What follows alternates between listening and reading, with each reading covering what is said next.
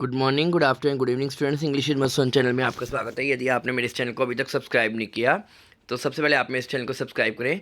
Students, इस video में हम क्लास 9th की जो इंग्लिश की एनसीईआरटी की बुक है बी हाइव, उसकी जो थर्ड पोएम है रेन ऑन द रूफ, उसको डिस्कस करने जा रहे हैं। When the sky is covered with dark clouds, जब आसमान में काले घने बादल होते हैं और उसके बाद बारिश होनी शुरू होती है। Have you ever listen to the patter of soft rain on the roof? क्या आपने आपकी छत पर जो बारिश की बूंदें पड़ती हैं उसकी आवाज़ को सुना है? और उस समय आपके दिमाग में कौन से विचार आते हैं? What thought flash through your mind as you heard this melody of nature? जब आप इस प्रकृति की मधुर गीत को सुनते हो, यानी बारिश की आवाज़ को सुनते हो। Read the poem to find out, आपने पोम को पढ़ना है, कविता को, ताकि आप देख पाएँ what the poet dream of while listening to the rain. जब वो बारिश को सुन रहा होता है, उसकी आवाज़ को, तो उसके मन में कौन से सपने आते हैं, विचार आते हैं, उसको हमने देखना है। When the humid shadow hover over all the starry sphere, जब आसमान में जब तारे चमक रहे हों और उसके साथ में क्या हों, बादल हों। And the melancholy darkness gently weep in to tear, तब क्या होता है उस समय में, तो एक तरह से सैडनेस जो है, काले बादलों की जो अंधेरे का प्रतीक है, डार्कनेस है, ठीक है। तो उसके जो सैडनेस है उसको हम डार्क से ही दिखाते हैं। जब भी हम किसी चीज़ दुखी होते हैं तो वो कहते हैं डार्क साइड।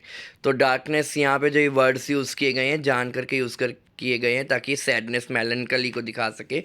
तो आसमान में जब काले घने बादल होते हैं तो उसके बाद क्या होता है, बारिश होती है और ऐसे लगता है मानो जैसे आंसू बह रहे हों। जेंटली वीप इन रेनी टीयर्स।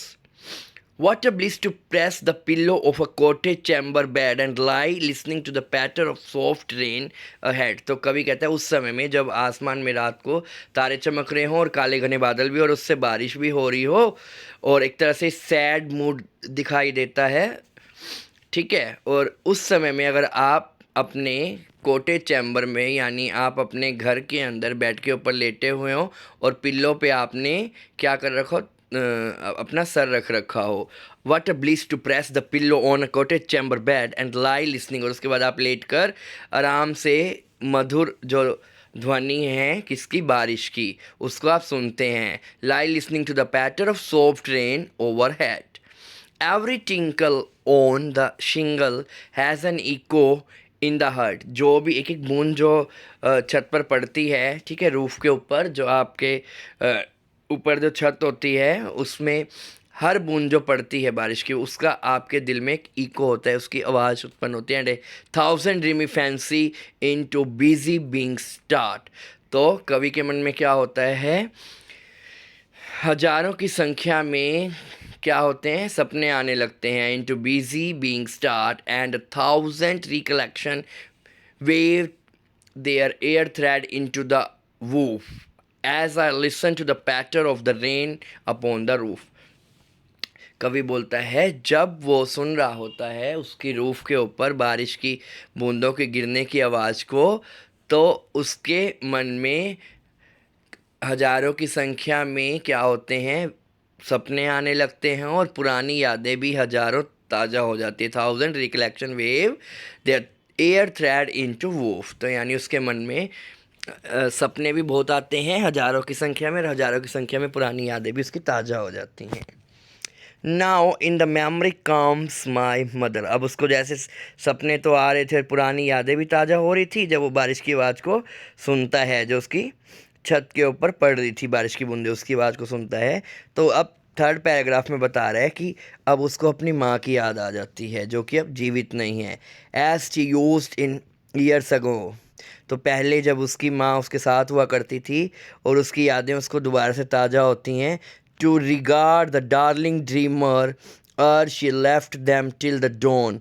तो जब उसकी माँ सुबह सुबह उसको बिस्तर में छोड़ के क्या चली जाती थी, घर के काम करने चली जाती थी। और she left them till the dawn, जैसे ही, डॉन का मतलब सूर्य उदय होना, तो जैसे ही सूर्य उदय होता था फटाफट से वो अपने काम में चली जाती थी, अपने बच्चों को वहीं पे ही।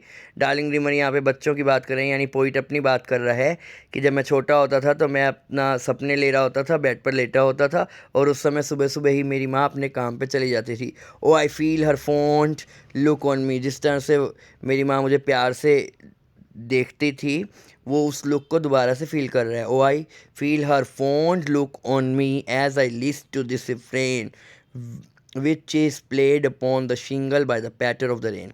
तो वो कहता है जब वो अपने घर की जो छत के ऊपर बारिश की बूंदों की आवाज़ को सुनता है तो उस समय में उसको अपने माँ की, अपने बचपन की याद आ जाती है कि किस तरह से उसकी माँ उसकी देखभाल करती थी और उससे प्यार किया करती थी, और अब उसकी माँ जीवित नहीं है। तो इस तरह से उसको अपनी पुरानी यादें ताज़ा होती हुई दिखाई देती हैं बारिश की बूंदों की आवाज़ों से, और वो काफ़ी पुराने सपने लेता है और अपनी पास्ट की याद को ताज़ा करता है, और स्पेशली थर्ड पैराग्राफ में अपनी मदर को याद करता है। ये जो पोएम है किसने लिखी है? कोर्टेस कैनी ने लिखी है। आशा करता हूँ जो मैंने आपको इस पोएम का एक्सप्लेनेशन दिया अच्छे समझ आएगा। वीडियो पसंद है इसे लाइक कीजिए। Thanks for watching the video.